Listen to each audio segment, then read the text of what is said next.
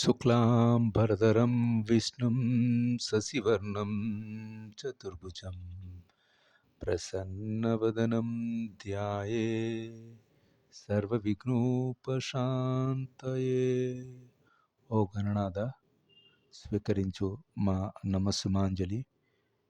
మమ్మల్ని ఉత్సాహపరిచి నిరాటంకంగా పఠనా కార్యక్రమాన్ని కొనసాగిస్తున్నందుకు మా ధన్యవాదములు, నమస్సుమాంజలు తెలుపుతూ ఈనాటి భగవద్గీత పఠనం కార్యక్రమంలో 4వ అధ్యాయం దివ్య జ్ఞానంలోని ఆఖరి 6 శ్లోకాలు 37 నుంచి 42 వరకు ఈ వీడియోలో మనం పఠించి దాని ద్వారా ప్రతి శ్లోకం యొక్క తాత్పర్యం తెలుగులోని ఇంగ్లీష్లోని ఇందులో చదువుకొని ఈ వీడియో ముగిద్దాం. ముందుగా 37వ శ్లోకం. 37వ శ్లోకం ఏం చెప్తుందంటే, యథైధాంసి సమ్మిద్ధోగ్నిర్భస్మ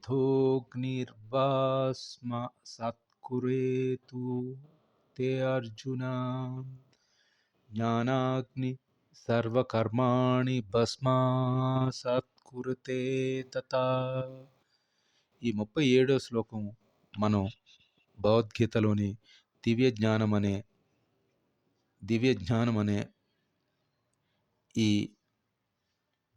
4వ అధ్యాయంలో 37వ శ్లోకం దాని యొక్క సారం ఏమిటంటే, ముందుగా మనం తెలుసుకోబోతున్న సారం, ఓ అర్జున, మండుచున్న అగ్ని కట్టెలను బూడిద చేయునట్లుగా జ్ఞానం అనే అగ్ని భౌతిక కర్మ ఫలములను నన్నన్నింటినీ బూడిద చేసివేయును అని మనం దీని యొక్క తాత్పర్యం 37 శ్లోకం 4వ అధ్యాయం దివ్య జ్ఞానంలోని మనం తెలుసుకోవచ్చు. The versus from 37 to 48 in the chapter 4 Divya Jnanam, Lord Krishna uses powerful metaphors, the fire of knowledge, the sword of wisdom, to explain how spiritual realization destroys the reactions of past actions and cuts through the doubts that paralyzed the soul. This was the overall synopsis of these 37 to 42 verses of the chapter 4 of Divya Jnanam, and the 37 verse, it implies that as a blazing fire turns firewood into ashes, O Arjuna, so does the fights of knowledge burn to ashes all reactions to material activities. This is the 37 verse meaning. Let us move to the next verse 38 of the chapter 4 దివ్య జ్ఞానం. 38వ శ్లోకం దివ్య జ్ఞానం అనే 4వ అధ్యాయం భగవద్గీతలో మనం చదువుకోబోతున్నాం ఇప్పుడు.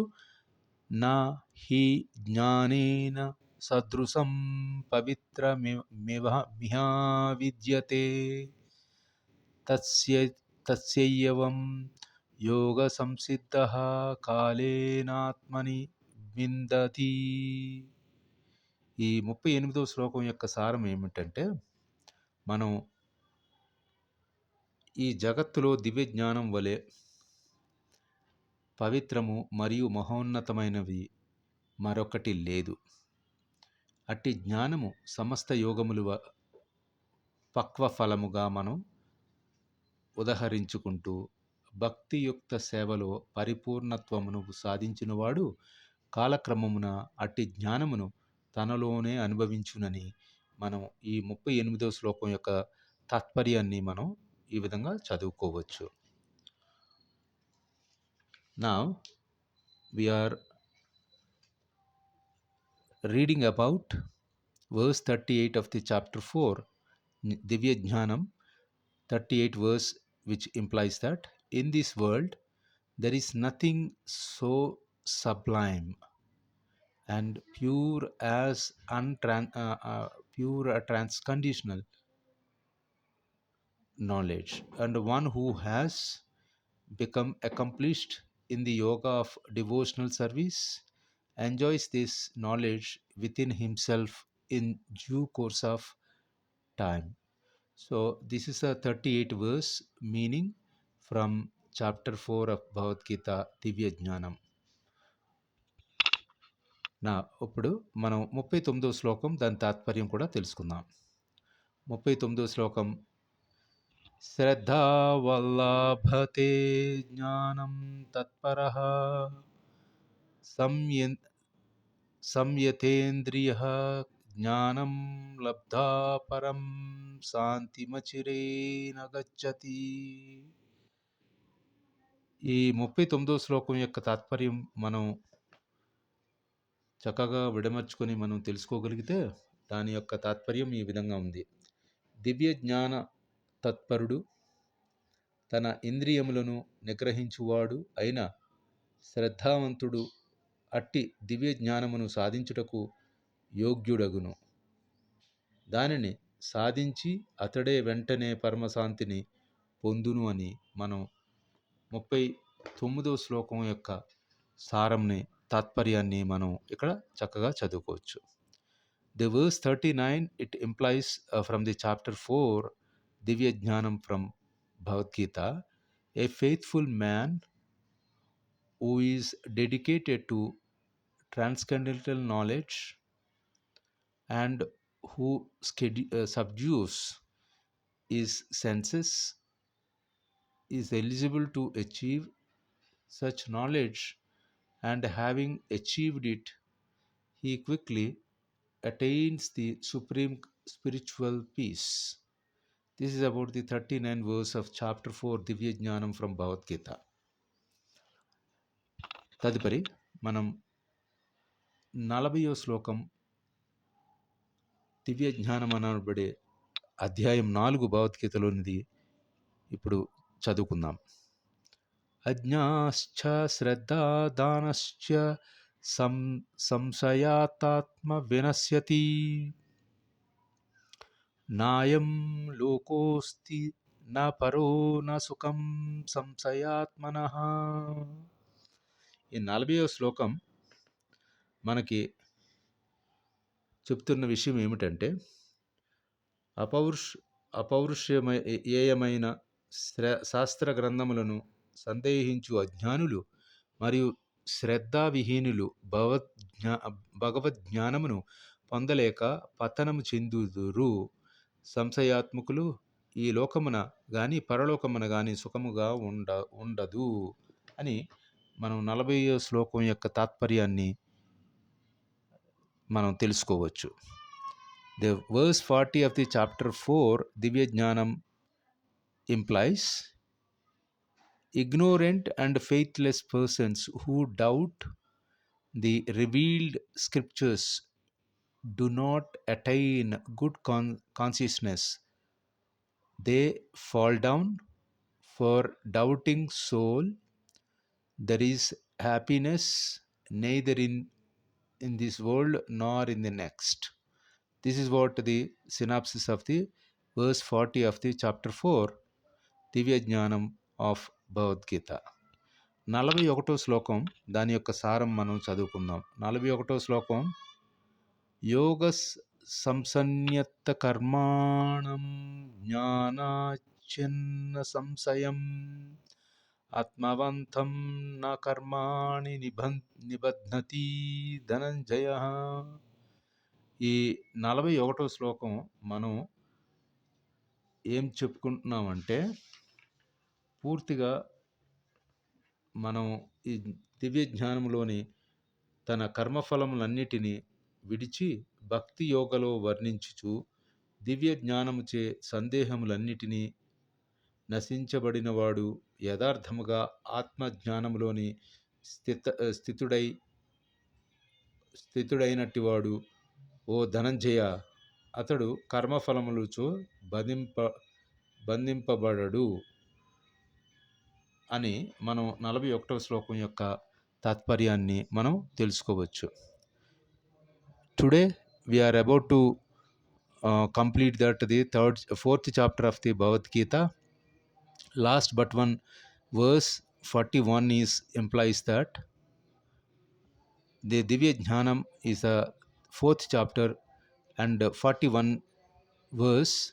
One who acts in devotional service, renouncing the fruits of his actions, and whose doubts have been destroyed by transcendental knowledge, is situated factually in the self. Thus, he is not bound by reactions of work and O conquer of riches. This is what we are talking about. The verse 41. ఈరోజు 42వ శ్లోకం చివరగా మనం 4వ అధ్యాయంలో చదువుకోబోతున్న శ్లోకం 42 దివ్య జ్ఞానము నుండి. దివ్య జ్ఞానంలో 42వ శ్లోకం యొక్క తాత్పర్యం కూడా తస్మాదజ్ఞాన సంభూత ఉత్సూదం జ్ఞానాసినాత్మనః చిత్తైవనం సంశయం యోగమాతిష్టోస్త భారత. ఈ 42వ శ్లోకం ఏం చెప్తుందంటే, దివ్య జ్ఞానంలోని చివరి శ్లోకం 42వ శ్లోకం ఏం చెప్తుందంటే, అజ్ఞానం చేత హృదయములో కలిగిన సందేహములను జ్ఞానం ఖడ్గము చేత ఛేదించవేయును. ఓ భారత, యోగ సమన్వితుడై యుద్ధము చేయుటకు లెమ్ము. ఇది అర్జునుడు నిస్సహాయ స్థితిలో ఉన్న స్థితిని గమనించిన కృష్ణుడు ఉత్సాహపరిచి దానికి మంచి చెడులు వివరించి జ్ఞానమును ఈ 4వ అధ్యాయంలో దివ్య జ్ఞానం అంతా దానికి మంచి చెడులు విశ్లేషించి దాన్ని పూర్వపరాలన్నీ వివరించి తనకి బోధపడేటట్టు కృష్ణుడు చేస్తున్న ఈ కార్యక్రమం ఈ అభ్యాసంలో మనం తెలుసుకున్నాం. Verse 42 the conclusion for the chapter 4 దివ్య జ్ఞానం, which implies that therefore the doubts which I have arisen in your heart out of the ignorance should be slashed by weapon of knowledge. Armed with you yoga, O Bharata, and stand up and fight. So this is a key inspiration for conversation between Arjuna and Lord Krishna. Key takeaways from this chapter and the verses from 37 to 42. Key summary of the chapter 37 and 38: cleansing power, because they are given the jnana and a sprout and how they are planting the jnana, cleansing of power. And the second point we can take about the danger of doubt.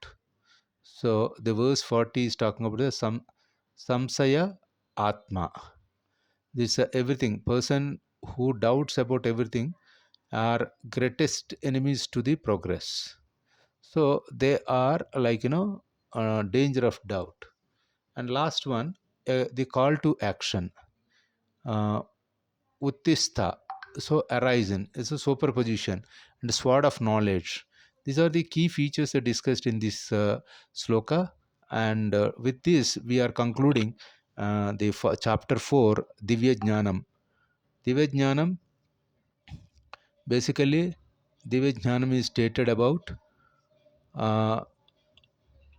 Lord Krishna uses powerful metaphors and fire of knowledge and the sword of knowledge to explain how the spiritual realization destroys reactions of the past actions and cuts through the doubts that paralyzed the soul. This was the meaning we can considering these verses from the chapter 4. ఇంతటితో మనం ఈ 4వ అధ్యాయం దివ్య జ్ఞానం సంపూర్ణం చేస్తూ మనం తదుపరి అధ్యాయం 5 వచ్చే వీడియోలో కొనసాగిద్దాం. ఇప్పటి వరకు మనం దిగ్విజయంగా 4 అధ్యాయాలు గణేశుడు ఆశీస్సులతో మనం సకాలంలో 5 చొప్పున, కొన్ని చోట్ల 6 చొప్పున దాన్ని వీడియో రికార్డింగ్ చేశాం. ఇంతటితో ఈ వీడియో ఇక్కడ సమాప్తం చేద్దాం. సర్వే జనా సుఖినో భవంతు. సర్వసమస్త సమ్మంగళాని తంతు. అసతో మా సద్గమయ, తమసో మా జ్యోతిర్గమయ, మృత్యోర్మామృతంగమయ.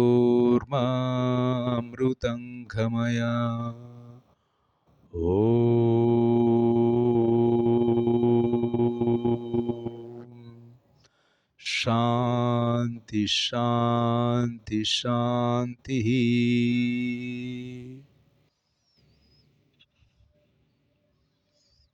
స్వస్తి.